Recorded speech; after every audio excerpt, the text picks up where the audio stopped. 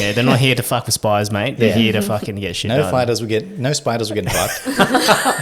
Those poor old spiders just fucking over in the corner. And there's me with a couple of spiders over there, but you know.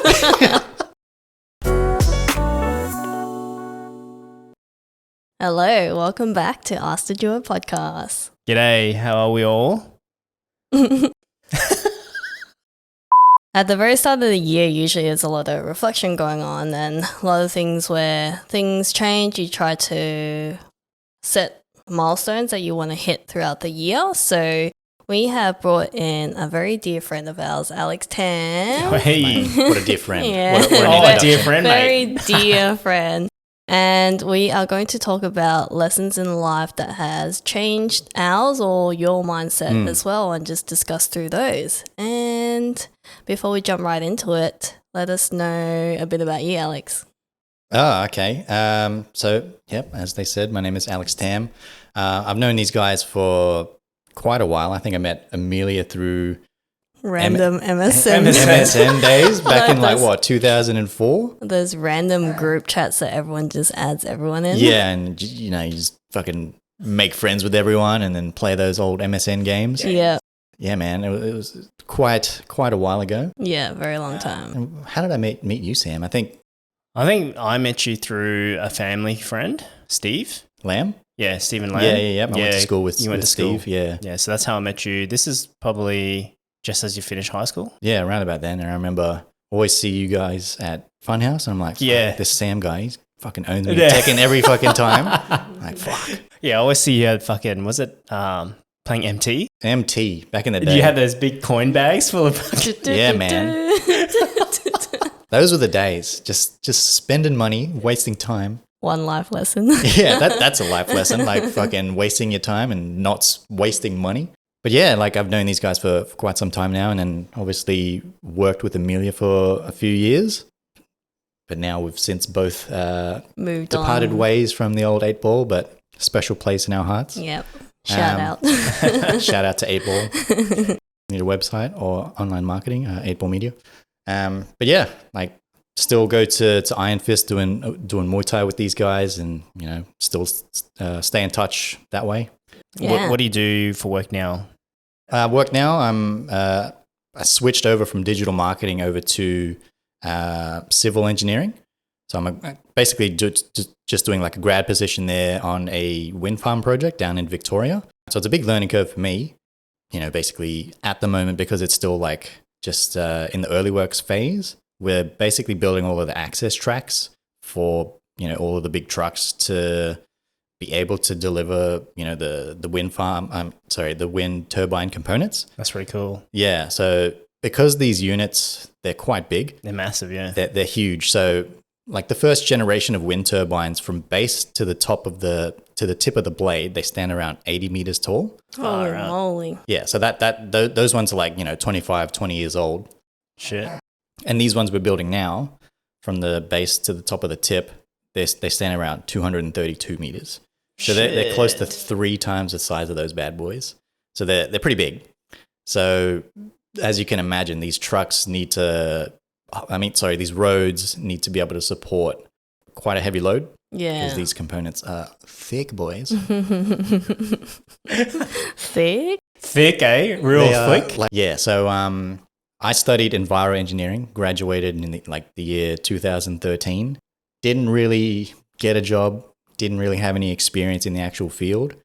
You know, I spent a couple of years just being unemployed. I worked at Subway for quite a while, but you know, that's not a legit Oh, man. job. Sandwich master, mate. Mate, I could make a sandwich like a freaking boss. That was something I took great pride in. Yeah, you get a certificate for that too. I'm Do pretty you? Sure. What Yeah, the- I got a certificate. I didn't get no certificate. Well, mate, you ain't no boss, Yeah, bro. I was a phony phony sandwich artist, man. Not good enough. Gotta go make- back and graduate. We did those like timings like every year, and I was pretty good. Wait, what? They timed Yeah, they you? time you. Yeah. What? Like how long you can start to finish. Yeah, you know, in a legit job, you have your performance reviews or Yeah. whatever. Man, Yeah, they that time you. was- Yeah. It's like MasterChef, but on Subway. Yeah, man. It was There's crazy. it's like SLA time frames. It's like, oh, if you can make a sandwich within this time frame, you are a fucking boss. Do they mark you according on how neat you make the sandwich? Because you see like some of those people that like and the stuff like goes everywhere. Yeah. You have to follow a formula. So each vegetable Yeah. and whatnot has a specific amount. And then you can't put too much lettuce, can't put like more than 6 slices of tomato on It's a gonna be foot long. specific. Yeah. Yeah, but like some people, it's like as if they just dump the Because they're lettuce on fucking top, noobs. That's and why. it just Yeah, goes all that's- over the it's tissue disrespecting the sandwich, man. That's why Ain't no artist. I just can't go to Subway now because I'm just like, man, What's going on, man? you guys, shit, I know what's going on. You're fucking up. That's exactly right, eh? But anyways, you said you'd studied civil engineering and you didn't. Enviro Oh, engineering. enviro Yeah. engineering, and you didn't really do much in that. But in the course, you landed in marketing, digital marketing, and all that kind of stuff. Was there any sort of lesson that you learned in that where you just kind of let yourself be and be where you are at that point in time and not to worry about that too much? Yeah. So going back to, I guess, the journey side of things. So graduated in 2013, was unemployed for a couple of years, just working at Subway. Then I went to the old Motions gym, RIP Motions Oh, gym. Oh, Yeah, I yes. I remember remember that. But, always been interested in, martial arts and whatnot. And I saw they were doing boxing classes. I was like, yeah, I'll check it out. Free boxing class. Why not? Why not? Yeah. And yeah. old Shen Lam was the old Good boxing coach. Shen. And he's like, we became friends and whatnot. And he saw that, I was at the time studying my master's degree just because I needed to do something related to engineering. And he's like, oh, you're unemployed. Why don't you come work for old 8 Ball? Me being the lazy bastard I was, barely looked up what 8 Ball was. Yep, I'm in. He sent me the address. I was like, yeah, whatever, I'll come through. And then, I rocked up. And then he's like, yeah, no, we're a digital marketing agency. We build websites and whatnot. I had no idea about anything to do with websites. And I was basically, his shadow for a little while, sorting out his paperwork, doing, basically an assistant job. Yeah. So I did that for a few months, just a few days a week. And then eventually I went full time. I started doing the marketing side of things. And I was doing that for, quite a while. Wasn't really thinking about doing anything engineering just because, I was, having this learning experience, learning the marketing side of things. It did interest me. I found that, I was quite happy there. I stayed there for, close to, I think it was over 6 years. So I Jeez. started in 2016 and then finished up just in November of 2022. So I was there for quite a while. I did learn quite a lot, like how to get particular information. So the time frame that you were with 8 Ball, when you first started there, do you think your mindset in terms of career changed dramatically? Because you said that you were exposed to so many different businesses, but in terms of how the business operated, but the intricacies of the business, because you were involved with those kind of businesses, did it influence you in a way to say, oh shit, I see certain things in a different way because now that I've experienced one side of that business, or I speak to this business owner, do you think over the time that you've been with 8 Ball, it had some sort of impact? It's obviously a good learning experience to see how things work. But in terms of like what I want to do, probably the biggest thing is that job switch that has happened, recently. So now that I'm doing this FIFO work down in Victoria, and that learning experience, that is something that has, kind of confirmed that this is something that I really want to do. Yeah. Not necessarily like the FIFO aspect, because, doing 10 days on, 4 days off. It's pretty hectic. It is pretty hectic. I mean, that's something that, obviously I have to do just to get my foot in the door. But learning basically a whole new industry, because I've never really dealt with soil mechanics before, or, even though I did enviro engineering, you basically learn all like the surface level stuff. Yeah. You don't understand like the full processes of things and, everything that goes on like in the whole practical sense. But if we go back to even like the studying days, So we'll go back to Reel it back. Reel it back. Let's go rewind. Let's hit the rewind button. Let's go back to primary school. So probably in like grade 1, 2, and 3, that's probably when I started doing, your post-school tutoring. Oh, yeah. Pretty stock standard Asian stuff, if you ask me. Yeah. But, we did that with old mate Mr. Chen behind Sandbank Plaza. We'd go there like a few nights a week, just doing like an hour and a half of like, maths tutoring and whatnot. At the time, you're 6 years old, you don't know any different. But apparently we were doing like, stuff that's like 3 years in advance. Usually, anyway. So pretty standard stuff now that you look back. But that was something, that did seem normal. I hated it. I think we all hated it, to be honest. Well, yeah, for sure. So that was what we did basically all the way up until I'd say grade 10. Oh, yeah.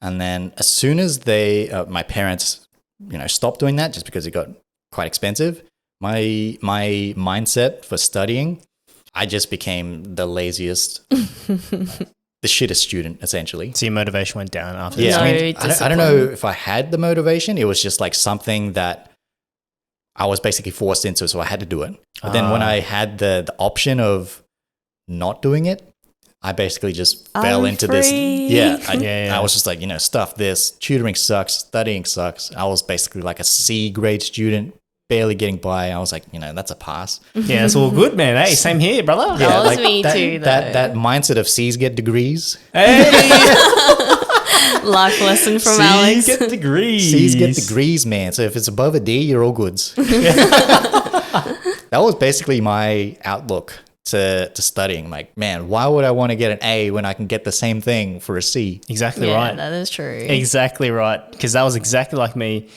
I think earlier on in my schooling, I didn't really give a shit, but I was always like a D or whatever. I was pretty bad in school.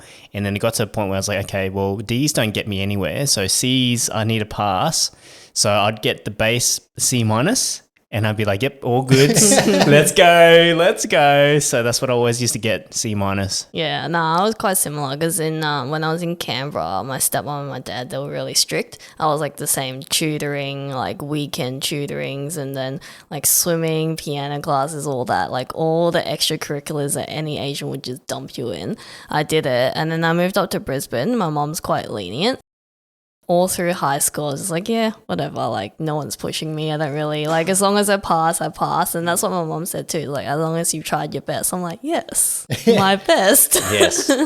So I got pretty lazy too. So I know how you feel. Yeah. And then obviously I think I graduated high school with an OP of 13. And at the time I was just like, whatever, who cares about OP? And then when it came to like, QTAC and whatnot, I couldn't get into like any of the engineering degrees that I wanted. Like, I think at the time I wanted to do civil or mechanical because, building structures and whatnot in school because, you make your little balsa wood bridge structures and then you test it and you see how cool you go. Yeah. How good it performs. So cool. So cool, man. And the only thing I could get into was the old Griffith Enviro Engineering. So what the hell is Enviro Engineering? So the plan was to, get into Enviro, do a year of that and then transfer to like QUT or UQ or some shit. So, come 2009 when I graduated, when I entered uni, did my induction week and instantly made some new friends. I think, have you met Justin before? Justin? He's Fijian Indian. I think I have, but this is ages ago. Yeah, this is ages ago. He had like dreadlocks back in the day. But in any case, I made friends with him and made a little group, Nelson Troom. Yeah. He was there amongst other people. Probably didn't help the case of getting my head screwed on properly because we were all kind of in that don't give a shit kind of thing, eh? Don't give a shit, fuck around, I think. So was that your mind? Like, so the transition from high school to university, like... I still had that same mindset of... I don't really care. I'm just going through the motions. 4 is a pass. So let's aim for 4s. So you don't. It went from C's get degrees to P's being a pass. So at what point did your mind start to change? Then, like, if you had that kind of like just scraping by kind of thing. In the first 2 years, so I think like a bunch of us we failed like bulk subjects. So I ended up somehow managing to do a 4-year degree in 5 years. So Shit. yeah. So I think I failed 7 subjects, which Holy is essentially moly. a whole year. Isn't that like they kick you out? Nah, you go on probation for a semester. Probation. Yeah, you're Holy like, moly. Kid, you got to sort your shit out. And when you actually got into probation, did that make you realize, oh, fuck, I got to pull my weight? Or Yeah, so that definitely changed and gave me a kick in the butt. Similar sort of thing happened with, others in the group. Some got their head screwed on tight a little bit earlier than some of us, but when they put you on probation, you get this letter in the mail saying, buddy, you failed a shit ton of subjects, you're on probation. So I was like, oh, crap. did your parents see that? Yeah, they're like, gave me the old backhand, but that didn't really motivate me. I was just like, oh yeah, those are the topics, cool. Rock up to the exam, I'm like, this is what I remember vaguely from some of the lectures. Yeah. When in doubt, see. Yeah. Multiple choice, just see all the way through. I mean, the only real study I did was just like that late night cramming. The night before the exam, you pull an Everyone did all-nighter, you buy a couple of V's and Red Bulls and you're good. Yeah. Yeah. Everyone I did remember that. those moments. Yeah, I think the worst one was like I had 2 exams in one day. Oh, no, sorry, back-to-back exams. So I think I went 2 nights without sleeping. Holy crap. Holy moly. So that was a fun sleep. So after that second exam, I went home. I literally crashed and woke up and it was time for dinner like the Holy next day. And I was moly. like, sweet, I missed breakfast and lunch, so dinner time it is. Holy But yeah, crap. I mean, those times were bad, man. It was just, I didn't apply myself for the 13 weeks. I was just, going to the uni bar playing fucking ping pong for 13 weeks and then, cramming a whole semester into one night. So obviously that's not the best way to do things. But I think that letter itself, that was definitely eye-opening. Yeah. And then, yeah, like I said, in the last couple of, 4 semesters, last couple of years, I started to apply myself. I started to actually study. So I went from, a 4 student up until I think I started getting 6s and a couple of Nice. 7s. Yeah. So one thing I discovered is if you get above a GPA of 6 for the semester, you get a letter in the mail. So I was like, oh shit, a letter in the mail from Griffith. Like the last letter I got was, probation. So I was like, shitting myself. I'm like, what the hell is this? Like they're going to kick me out and you open it and it's like, oh, Dean's Award. And I was like, what the hell is a Dean's Award? Like Nice. that's something that's like I've never heard of before. And it turns out it's something that you get recognition for if you get above 6. That's good. So that was from cool. like probation to Yeah. dean. Yeah, that's Started pretty from the cool. bottom. Now we're like at the Here. Dean's Award, but it doesn't really matter. So was that transition, was that exactly 2 years that you've fucked up pretty much to the point where you're like, I'm the top of the shit? Yeah. Fuck, dude. Nice. Yeah. So it was definitely something that that probation letter was probably a The big biggest- turning point for me. Why? Like, what made you? I was just like, fuck, man, I'm wasting my money here. Even like that's another thing. Like with local students, you have your at the time it was called HEX. Now it's like fee help or whatever. Yeah. If you're not seeing the money that's like you're putting into it, it's not even in the back of your mind because you don't even see that money. Yeah, I think exactly. that's something that probably would have kicked my ass if I had to, like, even though it is my money, if I had to pay up front, I would have probably had a different mindset of, fuck, man, I'm paying Yeah. You're paying for thousands of dollars for this shit. Out of sight, out of mind. Yeah, out of sight, Yeah. out of mind, and it's just like whatever. Now I'm fucking, I failed a whole year. I can see that fee help, and I'm like, God damn, I should have fucking applied myself. That is true though. Like you don't even see it because it's like you kind of pay it off in the future with a job that you kind of get later on, and like it just deducts it. So you're like, oh, it's kind of like free, right? It's going to uni. I'm just here having a good time, hanging out with friends, and fucking drinking beer at the uni bar and all that shit. And you know what's funny though? A lot of my clients who have a HEX debt, that's exactly what they've said. They said that one of the biggest regrets that they had in life is that they didn't realize that HEX was behind the scenes of what they owe. So throughout their earlier years of studying, they fucked around. Everyone goes through this phase where they just don't take it serious or whatever it is. And then at the end, they go, oh shit, I owe the government thousands of dollars. And they didn't realize that until you start working full time.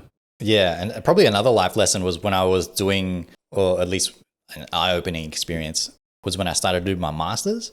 So a lot of the what do you call them, like the classmates, they're all like overseas students, International students. international students. Yeah. So those mother suckers have to pay up front. Yeah, they do. Yeah. Yeah, so I became close friends with, a lot of these international students, and then seeing how they had to manage their budgets and having to pay up front, and every semester they have to literally go up to the student office and Pay. Yeah. I think it's like double of Yeah, what Yeah, they our pay it's like double. Yeah. Yeah. It's So- crazy. And then, just seeing that side of things, I'm like, man, these guys they're quite switched on. They're very conscious. Yeah, they have to be, right? They're not fucking here to get forwards. Yeah, they're not here to fuck with spies, mate. They're Yeah. here to fucking get shit No done. spiders were getting fucked. Those poor old spiders just fucking over in the corner. And there's me with a couple of spiders over there, but So I think that was probably another thing that was just like, shit, man, these guys, they're very aware of what's going on here. Yeah. So I'm like, I think I was one of the only like local students. So I was Doing like, a master's, I was eh? the odd one out, like fucking fee help. Yeah. Jeez. So, what was the biggest thing that you learnt from there, and what did you do with that life lesson that you learnt? In terms of like the uni experience, or Just like the finance side of things. yeah, I guess it exposed me to the different avenues of how you can best use your money. So there's obviously, if you want to go with like that safer route, there's the property aspect of it. And then even with the property aspect, you can break it down into if you want to be active or you kind of want to be passive. Like if you want your money to gain, capital gains over time, you obviously go with something that's in a good area that's going to, have a lot of demand, and then the actual value of the property is going to go up. Or if you want something that's a little more active, it doesn't necessarily have to be in such a good area, but you just want to drive and generate a lot of money from rent. So learning about that side of things was interesting. And obviously there's getting into shares and whatnot. I haven't really delved into that myself too much. And also the new space of the crypto side of things. So I'm quite a noob at that. I mean, I dabbled in a few $1,000s. I think it was like 2021 where I put my money in. When Dogecoin was like, Yeah, Dogecoins was popping. In the grand scheme of things, I was really only dealing with peanuts. I made a couple $100s off Doge. But yeah, going back to what I learned was putting your money in the bank. Obviously, it's going to be safe, but you're not maximizing like you can diversify. you diversify your portfolio and get more in return. So I think I was speaking off camera to you guys about like just personal banking. That was something that I set up when I first started working at Macca's when I was 15 years old. So I was just like, have a bank account, all good. And back then, as a 15-year-old, you don't give a fuck about interest. You don't give a shit about like how to best use your money. I set that up, as I said, like when I was 15 years old, and I really didn't even think about it until I was 31, which was basically last year. Half your life. Yeah, I mean, Anita, my girlfriend, has been hounding me to, look into different options, and me just being the lazy bastard, I was just like, yeah, I'll look into it later. But then I think what prompted me was my ANZ bank card was going to expire. And I was like, oh, maybe I'll just look at some other options.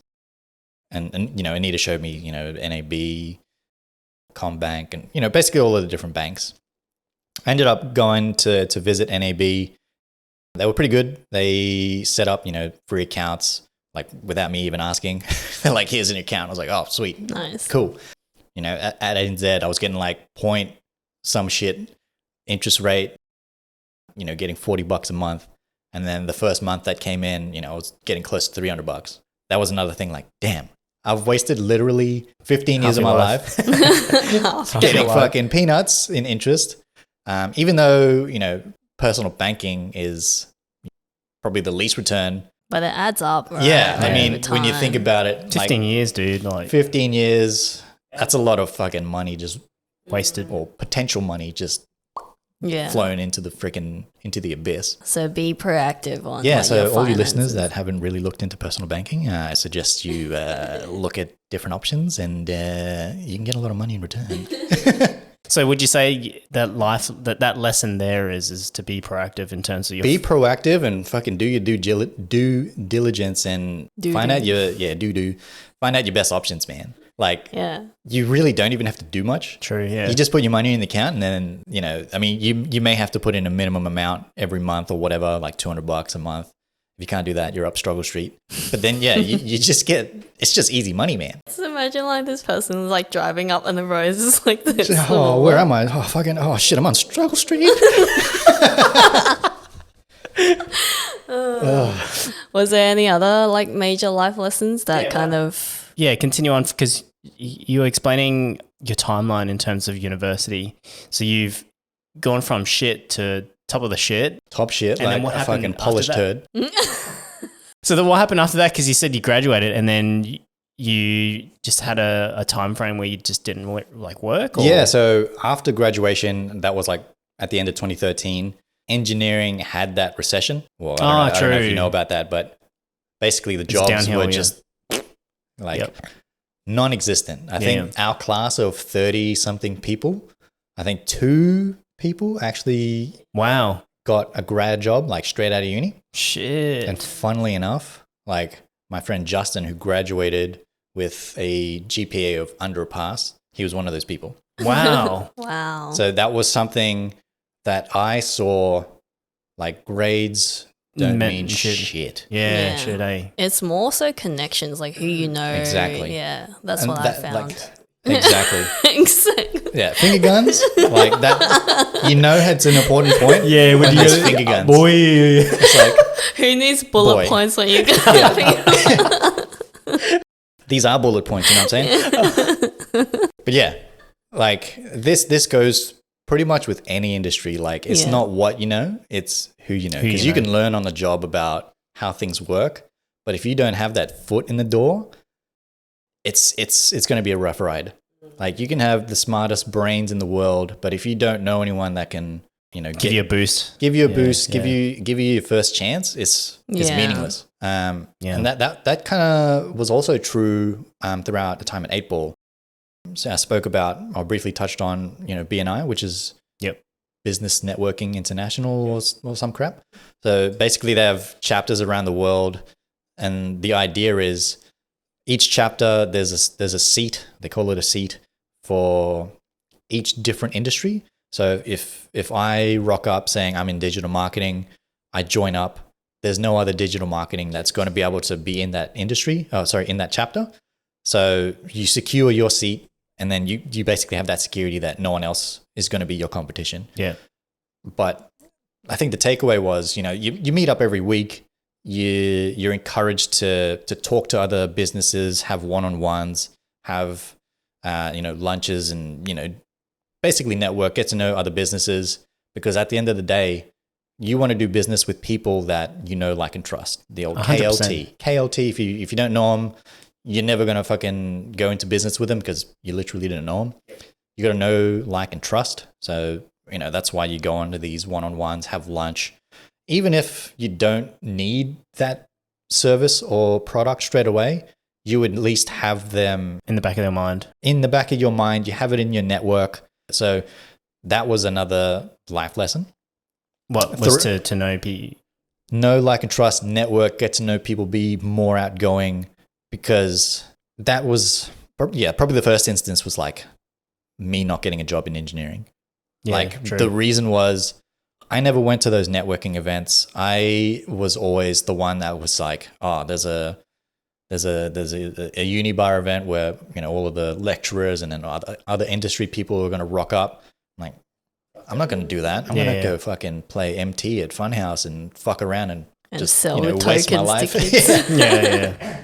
That was probably, in hindsight, not a good thing to do, because that obviously I missed out on a lot of opportunities to meet people. No, I'm the same. Like during uni, like back then, I was like completely shy to the point that I was scared to go out of my comfort zone. So I was like you, I was just like these networking events or like the opening days, I was like, yeah, whatever, I'm not going to go to those. I don't want to talk to people and blah, blah. So essentially throughout my whole entire uni life, I never really made any friends.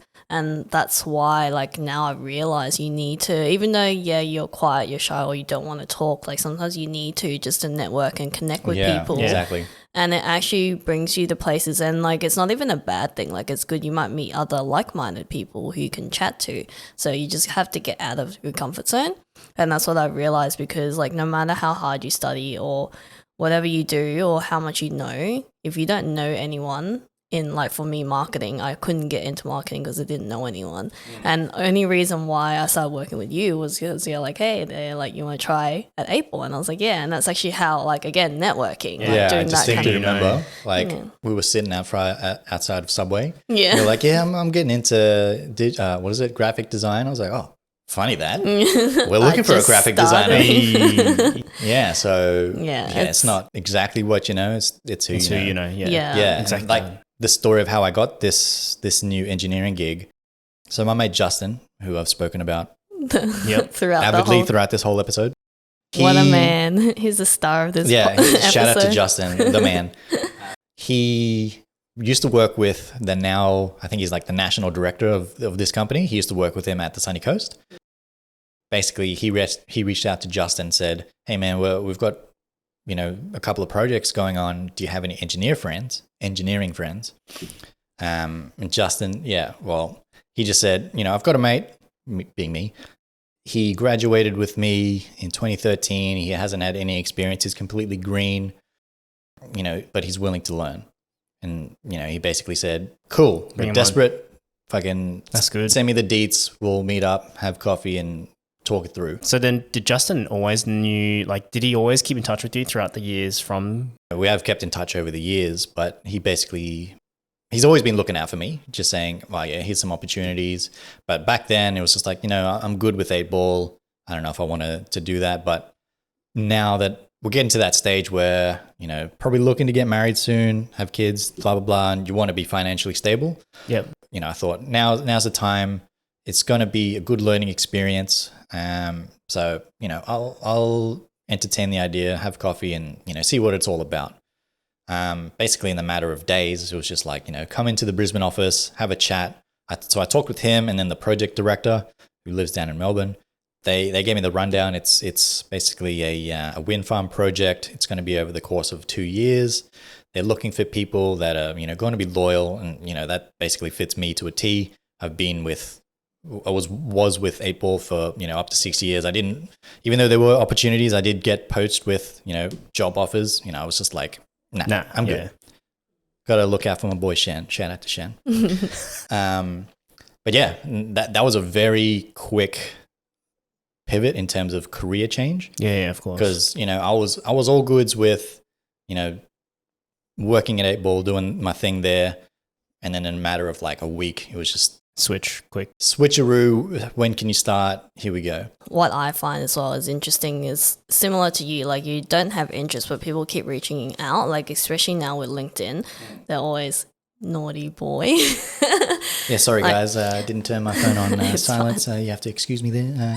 Carry on, LinkedIn. Yeah, so like with LinkedIn, there's a lot of people reaching out and they're like, hey, we've got this opportunity. But for so long, you're always like, nah, I'm not interested, or you don't look at it. But then there's this one thing that always comes up and actually clicks with you, and you're like, oh, maybe I will reply. And then like things just change in a matter of like in a week or something like that. So it's just interesting how your mind or your body just gravitates towards something that when the time is right, you're kind of like, yeah, I'll It's take meant it. for you. Yeah. Yeah, so the big thing was just put yourself out there. Make sure you're, getting to know new people, because if they like you and an opportunity pops up, you want to be front of mind. Yeah. Like you have the opportunity to get those opportunities, But if you don't do that, you're basically just sitting in the background doing nothing. Were you uncomfortable, like, to put yourself out there at first? Honestly, no. It was something that, I always realized like the hard way. It's just like, I put myself out there. I'm like, wow, that was fine. Yeah. And now I can see the benefits of doing that. It was such an easy thing to do, to just, put myself out there. The opportunity was laid on the table and I had the choice. Do you want to take it or not? Yeah, true. Snatch it up. Snatch it, Let's yeah. do it. Yeah, and I think that's a good thing that I sort of learned that similar concept in just working in like digital marketing or an agency, because you meet so many people, so you're forced to go out there to talk or like get to know them. And like at first when you're not used to it, you're like, oh, this is kind of scary, I don't want to talk to people, I don't want to like ask so many questions. But then as you get used to it, you kind of like get okay with it, and then you realize that networking is not that bad. It almost becomes second nature to you. Like when I first started, I was a complete noob, even though I did, you know, speak to people at Subway, you know, minimal interactions. How you going? What you want a foot long or Chicken 6 classic, inch? yes. Fucking give me the chicken classic. Give me it toasted with the Swiss cheese. But you know, when I went to 8 Ball, client interaction was fucking daunting to me. Yeah, of course. Even just answering the phone, I would literally need new underwear because I would shit my pants. Yeah, because you're not used to obviously picking up the phone. This is 8 Ball Media. Fucking, how can I help you? Someone calls like, I was talking to an 80-year-old on the phone. But yeah, like just skills like that, man. It goes a long way. Like those transferable skills are something that, you know, you can take anywhere. Yeah. But I think the thing that you need to do is you need to be willing to learn, because if I had a choice, I wanted to be in the background, just on the computer, working, you know, making ads and whatnot, not interacting with clients. But I think the thing that was helpful was I was kind of thrown into the deep end where I had to be an account manager. And obviously a big part of account managing is talking to clients. So that was something that was also a good lesson. Yeah. Just talking to people. Talking to people in general. Just talking to people. Yeah. And you don't have to be a robot and just asking, you know, set Follow questions. scripts, yeah. Following the script is mud. Yeah. Yeah. You got to be Just yourself. getting to know people genuinely. Yeah. And then you have to have that mindset of wanting to know the ins and outs of businesses. And if you have that, you don't need a script because you're genuinely curious and you're going to find out, like just with general conversation. But yeah, just changing your mindset of wanting to know information. Just be curious, that's a good thing. right? Yeah. Even with this new job now that, you know, we're making roads and whatnot, even with my studies, I did not study that at all. I think that hunger is a big part of it. Of course, yeah. So life lesson is more like just be curious and don't be afraid to ask questions or get to know someone genuinely or know something genuinely. Yeah. Yeah. That's a big thing. Yeah, of course. I think the career change is such a big difference from where you were before. 100%. And I think that's what motivates your hunger.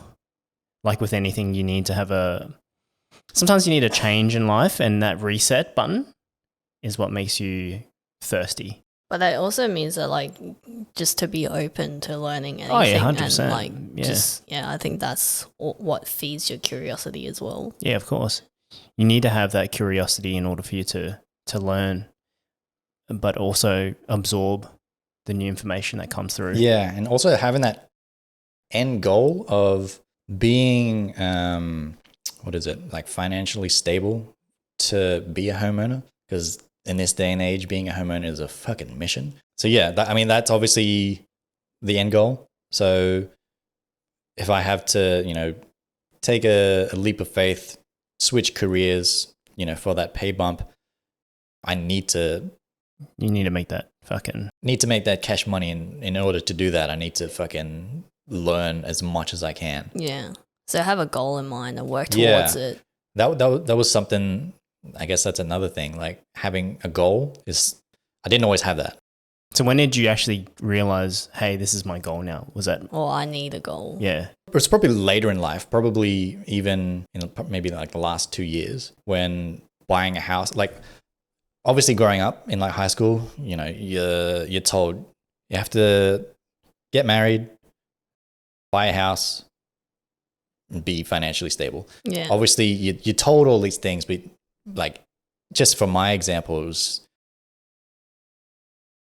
I didn't really plan out the steps to get there. It was just like, I got a full-time job now. That'll all work out. Were you kind of like, I'll get there when I get there? I'll get there when I get there. Yeah. Like, yeah. And I think sometimes people need that though. I think sometimes people need to actually walk through their pathway and figure out that pathway themselves rather than have the parents, as an example, go, hey, you need to be aware of this, this, and this for you to achieve that goal? I think, you know how people from high school, they take a gap year? Yeah. And then, they go out, get some life experience. I think that is probably a good thing to do. Yeah, 'Cause I actually agree with that. In my case, You went straight to study. straight to uni because that's what my parents wanted me to do. Yeah. And I'm like, all right, I don't fully know if this is what I want to do, but I'm going through the motions. I'm somewhat liking it, even though I'm fucking failing a whole fucking year. But I think that life experience is invaluable. 100%. Yeah. If you don't fully know what you want to do, or even like if you're not going to go and take a gap year, at least try to throw yourself into the industry. Just work. Be an intern, soak it all up, like learn like firsthand, like what it's all about. Experiences, yeah. Then experience. That's, in my opinion, a lot more valuable than reading a book and then learning some theory shit. Yeah, which is quite similar to the things that we talked about in that uni episode. Like how we were saying, like we kind of agree now that we should either take a gap year or don't go straight into uni or do part-time uni and work at the same time so that you've got experience. Because when you're 16, 17, when you graduate from high school, dude, your mind's still so young, like no one really knows. You don't know what the fuck you want. Unless you're someone who grew up and was like, yes, I want to be a doctor. Yeah, like you're the 1%. If you know your direction, yeah. Exactly right. And no I think one else does. What you mentioned is exactly what we were talking about. And it's very important to have that break because you're just constantly not working, but you're constantly studying, going to school, and then you're going, like everyone around you is saying, hey, you need to study, you need to go into uni. And then that's the pathway that you just follow because everyone says it, right? Yeah. But what you don't realize is when you actually go and study again is you have no direction. You don't know if that's something that you want to do. So you end up wasting your time anyway. And money. And money. Yeah. Shout out to failing a year. And the probation letter. Yeah. We'll move on to the next section. I think this is going to be a really good question for you, Alex. So we'll see if you can change our minds, but we want to also see what you think. Yeah. And we'll ask a bunch of would you rather questions. It's just like, would you rather have sex with your mum? All right, not that far. Like these are more on life, like would you rather, and just to see what you would think, and then we'll say our answer, and then see if you can change your mind, maybe convince us.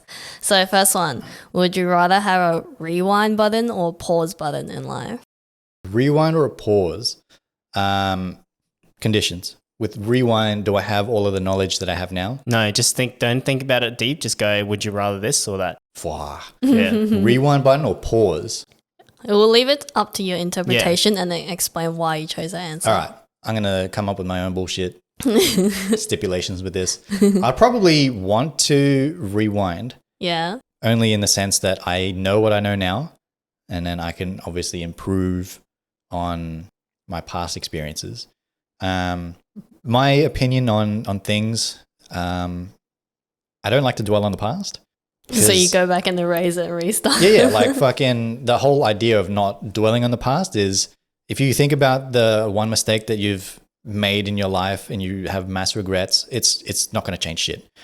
You have to have the outlook to improve on what you could have done better and how that could have affected it. So if I had the opportunity to rewind and then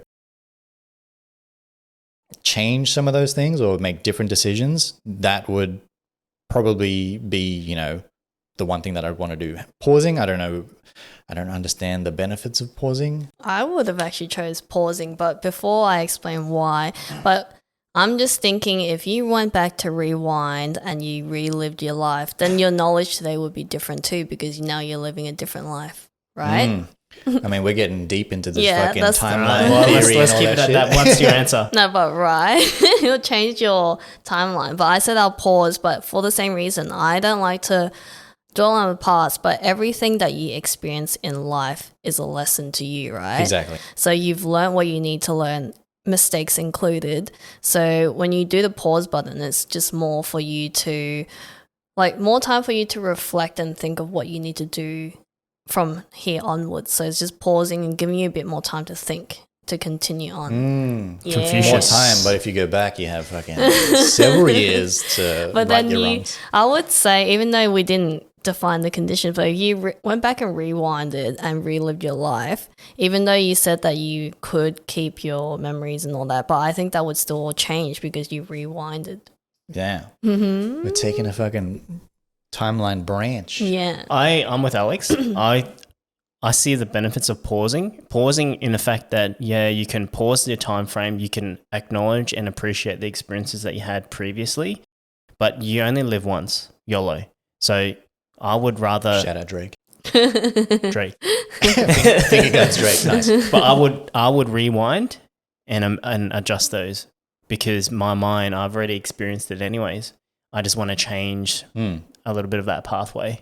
But then you'd be living a perfect life. It's not a perfect life. It doesn't necessarily have to be Yeah, it perfect doesn't have to because be perfect. you can still make mistakes. Exactly right. Yeah, I guess so. All right, next On to question. next one. Yeah, nice. You want to read it? No, you're in. You want to read it? Would you? Do you want to read it? I can't read it. Would you rather be poor and work at a job you love, or rich and work at a job you hate? I am on the side of happiness. So Yeah. if I'm happy working, at a Mediocre. crumbum job, as long as I'm not like fucking on the verge of, dying or whatever. Says poor.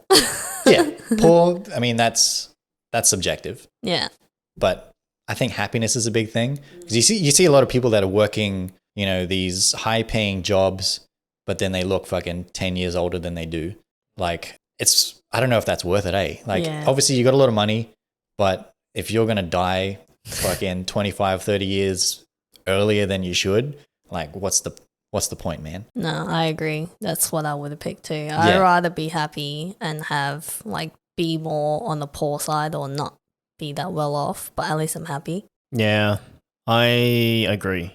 You look I like you agree. weren't gonna choose. No, I don't want to dive too deep into it, but yeah, I agree. I would rather be happy than the opposite of that. Because there's a thing of minimum wage, so Yeah, you're not like getting slave labor. yeah, true. Would Even you? though, sorry, Yeah. going back to Subway and the dodgy bosses, I was getting severely underpaid. No so shit that sucks. talking on here. Not naming any names, but I know who you are. Would you rather have more time or more money? More time or more money? Is that like Not linked to the rewind. no Craig David? All right. I'd probably say more time because there's a lot of things you can do that are probably more valuable than money. Like spending time with your partner or with your family, you can't necessarily buy that with money. No, I would agree because with more time, you can generate more money. Oh my God. You know? You can slowly start saving with more time. I guess, I yeah, would- sorry to cut you off, but I guess you could balance. Yeah. You can earn a little bit more money and then you can spend a little bit more time.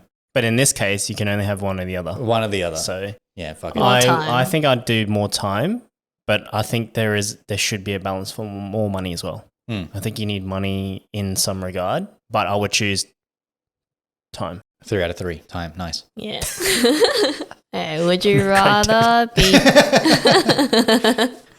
Would you rather be too busy or be bored? I think probably being this is a hard one Yeah, because this you is don't want to hard. be too busy for your whole life where you get to the point where you're just missing out on a lot of shit. But doing nothing is probably worse Yeah. because you're probably not stimulating your mind. You're not learning. You're not working or doing anything. I think that's probably the worst thing you can do, and that's something that you can see with probably like your elder generation, where you see the difference between an active person and someone who's just sitting around doing nothing. Yeah. And that goes like that's a personal experience for me because like one side of the family, there's one set of grandparents, they just sat around at home and you just watch them deteriorate. And then the other side, he walks every day. He's on the treadmill. He's active. He's 90 years old And he's jacked. and he's like ripped. He's like going on stage like front double bicep. It's the whole shebang. It's crazy.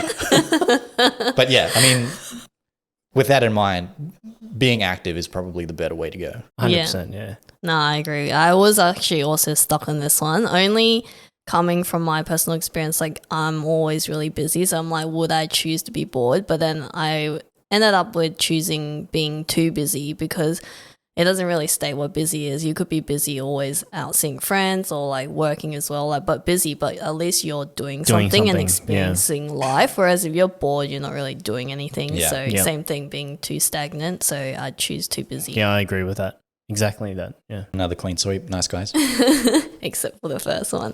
Would you rather meet a famous person who is boring or a regular person who is hilarious? Oh, I don't give a shit about celebrities and whatnot. Yeah, same. So I'll choose option B. Yeah. Yeah, I agree. me too.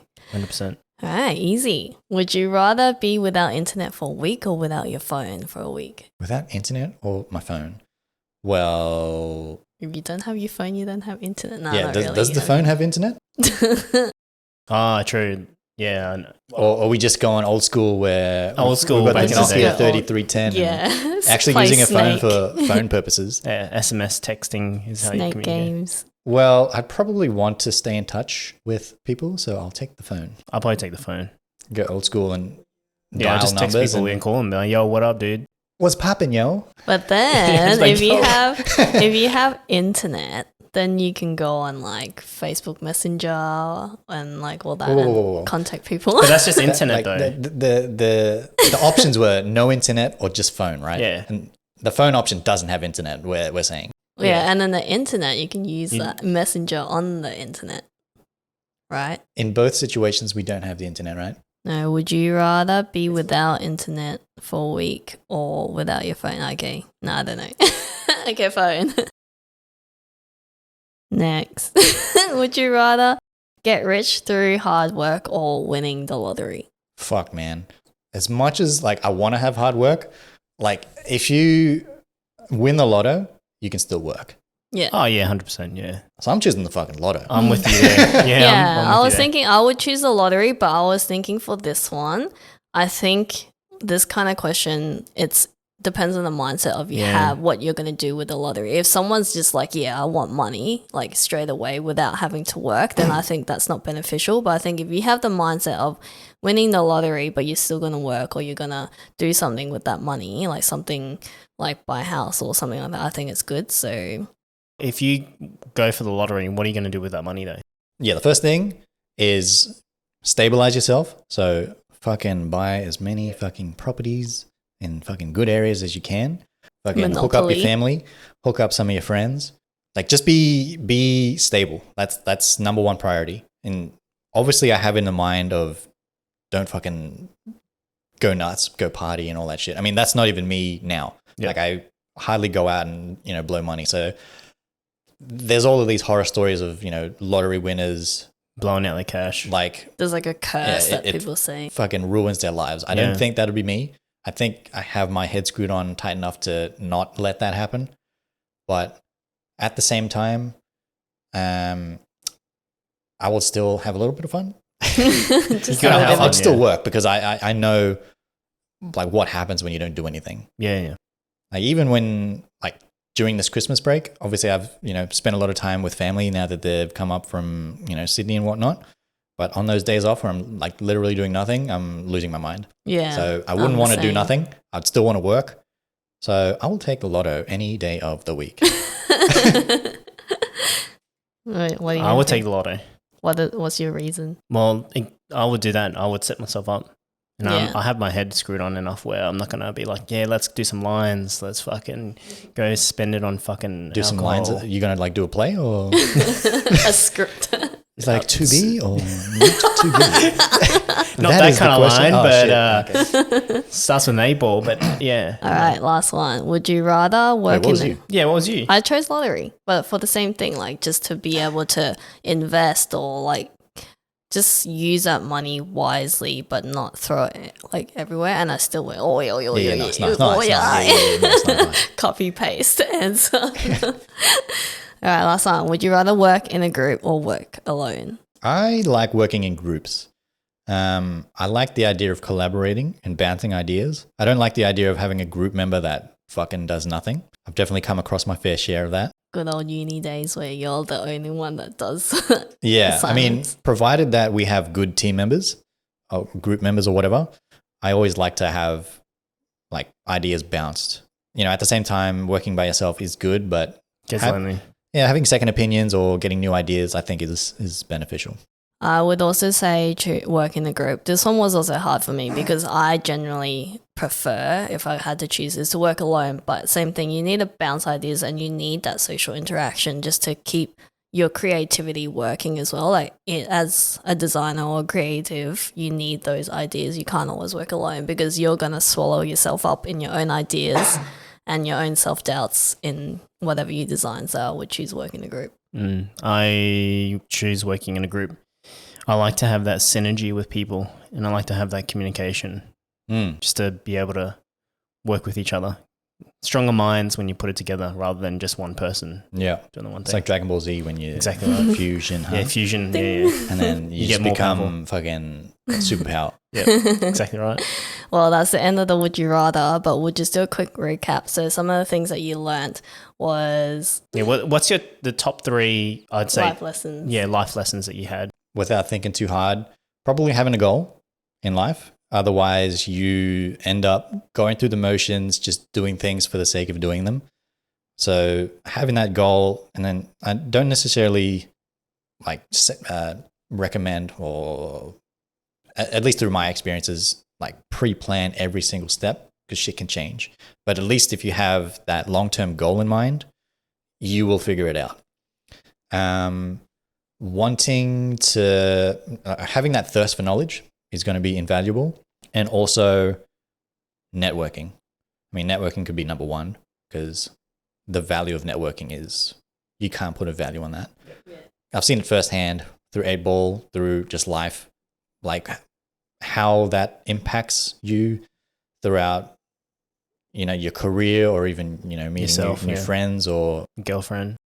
girlfriend or life partner, whatever it is. Like networking is huge. Yeah. Like you will meet so many different people with so many different interests, so many different stories. You can connect with people. They can hook you up. You can hook them up. And then the world is a fucking better place.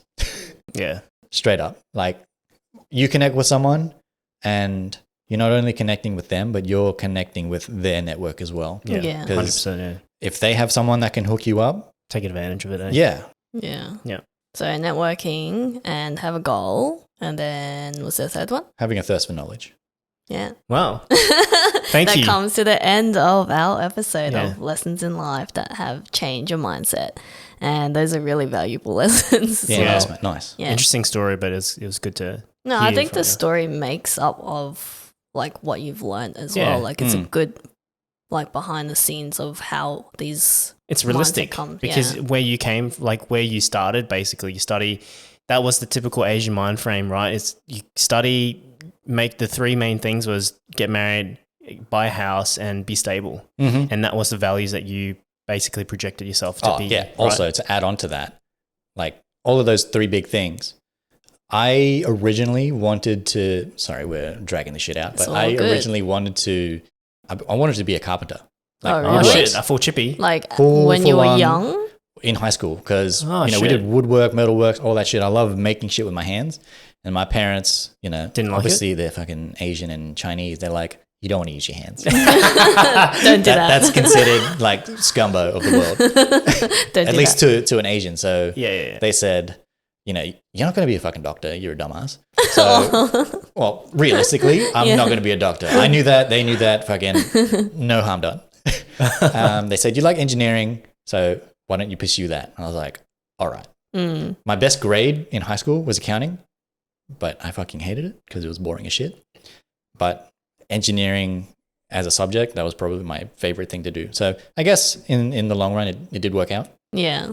Nice. But it definitely took a bit of a different path to get to but where I am everyone now. has their different journeys as well, no matter how they get there. But Yeah. that's And it's a what life lesson too. So Yeah. It was a distinct memory, like mum going, what do you want to do? I'm like, I want to be a chippy. I want to make things with my hand because it's fun.